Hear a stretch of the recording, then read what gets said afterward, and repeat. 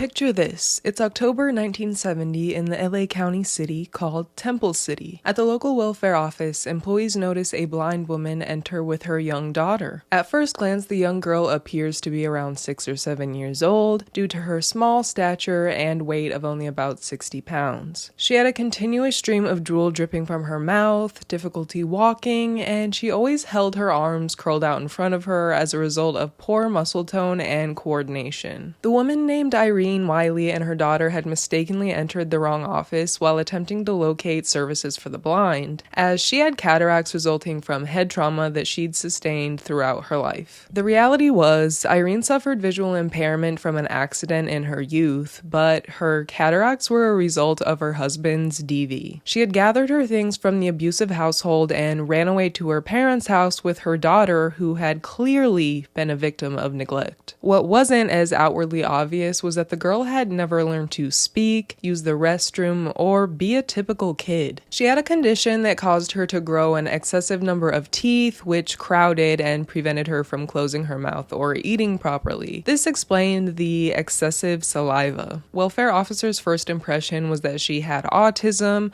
but that didn't explain her overall alarming appearance, so they contacted the police immediately. On November 4th, Detective Frank Lindley paid a visit to the Wiley household and initially did not know what to expect. Soon, he was met by the man of the house. Clark Wiley's early life in the Pacific Northwest was marked by instability, as he grew up in various foster homes following the death of his father, who tragically was struck by lightning, and the tumultuous life of his mother, who operated a brothel. His resentment towards her was palpable, particularly regarding her choices, including the decision to give him a name that he perceived as feminine. After World War II, Wiley sought employment on aircraft assembly lines in Los Angeles, where he later met and married Irene Oglesby, a woman 20 years his junior. Although their marriage initially appeared to be a happy union, it soon became evident that Wiley's behavior turned abusive, leading to a deterioration of Irene's health, particularly her vision. Wiley's aversion to children was pronounced. He considered them too loud and burdensome, and he really never wanted them. This disdain culminated in a tragic series of events when Irene became pregnant 5 years into their marriage. During her pregnancy, Wiley's abuse escalated, leading to a harrowing incident in which he attempted to strangle her to death while she was recovering in the hospital after birth. Their first child died at 10 weeks, left in a cold garage due to Wiley's intolerance for the infant's cries. A second child succumbed 2 days after birth because of a blood type incompatibility, a condition that at this time was untreatable. Despite this grim backdrop, a baby boy named John was born a few years later, followed 5 years later by Genie, whose real name was Susan, on April 18th, 1957. Quote, "This case name is Genie.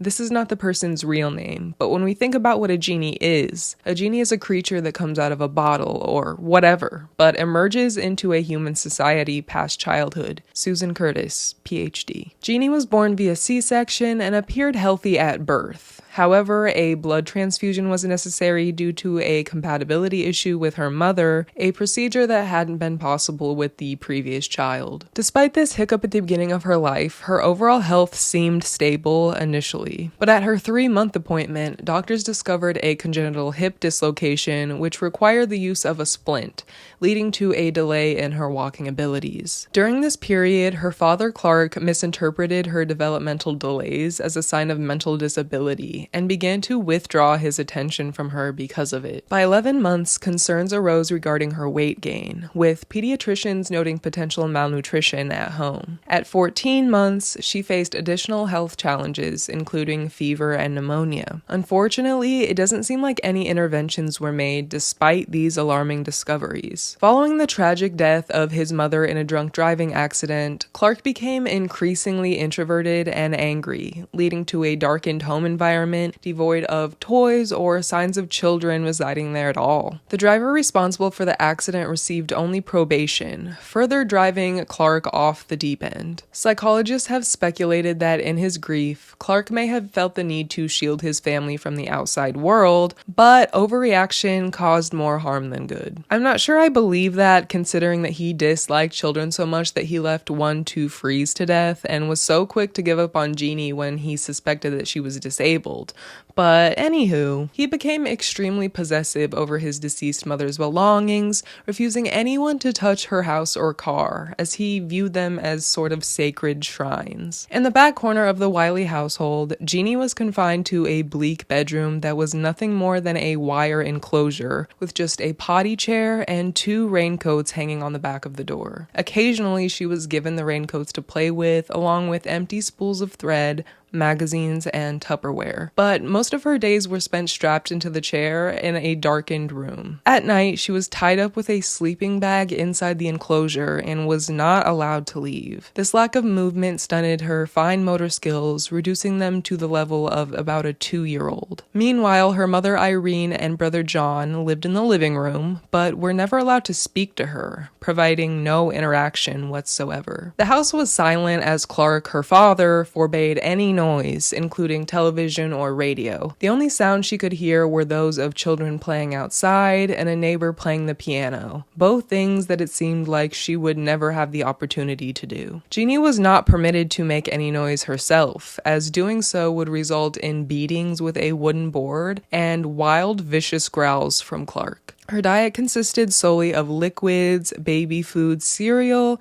and sometimes a boiled egg, just enough to keep her alive, as she was incapable of chewing or swallowing solids. On occasion, she would have to take food from her mouth, mash it with her hands, and then eat it quickly, with food being rubbed in her face if she struggled. John, who also suffered under their father's abusive hand, was permitted to leave, but only for school, and he had to prove his identity upon returning, because Clark used to sit in the living room holding a shotgun to protect against the outside world and to deter his family from leaving. As John grew older, he was ordered by Clark to abuse Genie more and more, a demand he complied with out of sheer fear for his own life. Eventually, at age 18, John managed to escape and live with friends, leaving behind the constant torment. Irene had been living in fear, too intimidated to stand up to Clark, especially with her poor vision, because he continuously beat her and threatened to end her life if she reached out to anyone, including her friends and family, let alone the police. Clark remarked that Genie would likely die before turning 12, and only if she survived would he allow Irene to seek medical care for her. However, a year and a half after Genie's 12th birthday, there was still no help or relief from the extreme abuse all 3 victims endured. One day, while Clark went out for groceries, Irene took advantage of this window of opportunity and ran away. Earlier that morning, she had insisted on calling her parents, and eventually, Clark had relented. So, when he left the house later that afternoon, Irene took Genie and made the journey to her parents' home about 10 miles away. A few weeks later, in a twist of fate, Irene accidentally wandered into the social services office while trying to apply for disability, and this would lead to an investigation by police that turns out would save Genie's life. The neighbors had absolutely no idea that Genie even existed until law enforcement arrived around the neighborhood to ask questions, leaving everyone in complete shock. Parents Irene and Clark were both arrested due to child abuse, yet Irene remained tight-lipped about her children, and Clark never uttered a word to the police. Disturbed by the crowds that sought to engage him, and in an effort to dodge child abuse charges, Clark took his life just before a court hearing on November 20th, leaving behind a note that read, "The world will never understand." And for his son John, "Be a good boy.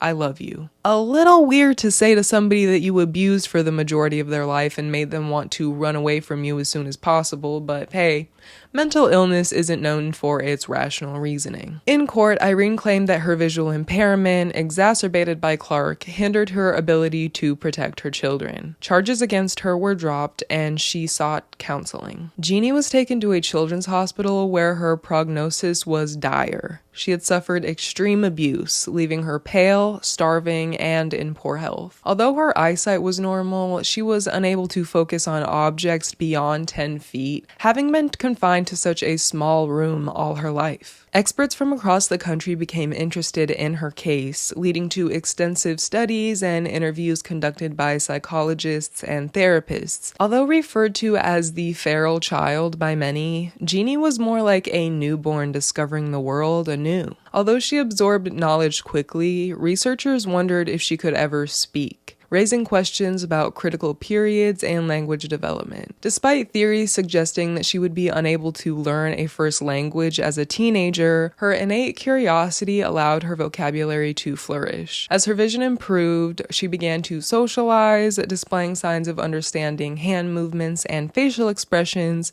although she did struggle to use them herself. Engaging in play, drawing, and listening to classical music, she started to learn basic self-care skills. Further cognitive testing revealed that her mental capacity was actually not below average.